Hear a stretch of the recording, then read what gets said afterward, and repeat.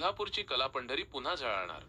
संगीत सूर्य केशवराव भोसले नाट्यगृहाचे काम युद्ध पातळीवर, 80% टप्पा पूर्ण. 8 ऑगस्ट 2024च्या त्या दुर्दैवी अग्निकांडानंतर कोल्हापूरकरांच्या जिव्हाळ्याचा विषय असलेल्या संगीत सूर्य केशवराव भोसले नाट्यगृहाच्या पुनरुज्जीवनाचा संकल्प आता सिद्धीस जात आहे.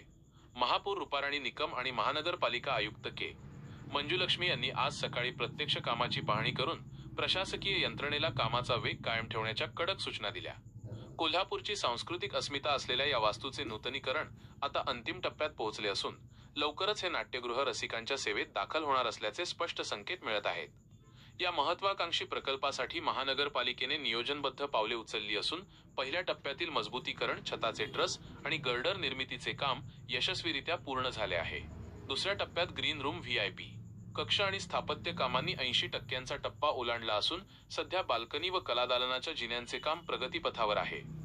तिसऱ्या टप्प्यात गोदरेज अँड बॉयज कंपनीमार्फत आधुनिक वातानुकूलन यंत्रणा, साऊंड प्रूफिंग, ॲकॉस्टिक आणि अग्निशमन यंत्रणेचे 65% काम पूर्ण झाले आहे. विशेष म्हणजे चौथ्या टप्प्यातील बैठक व्यवस्था, ऑडिओ सिस्टीम आणि स्टेज लाइटिंगचे नमुने प्रत्यक्ष रंगकर्मींसमोर सादर करून अंतिम करण्यात आले आहेत, जेणेकरून कलाकारांना सादरीकरणाचा उत्तम अनुभव मिळेल.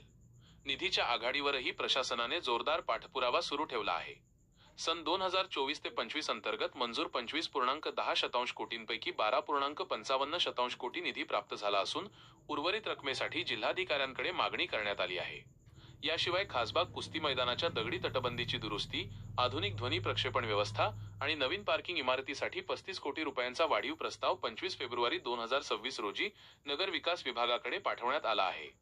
अतिरिक्त आयुक्त रविकांत आडसूळ, शहर अभियंता रमेश मस्कर आणि स्थानिक रंगकर्मींच्या उपस्थितीत झालेल्या या पाहणीमुळे कोल्हापूरच्या सांस्कृतिक वर्तुळात आनंदाचे वातावरण आहे.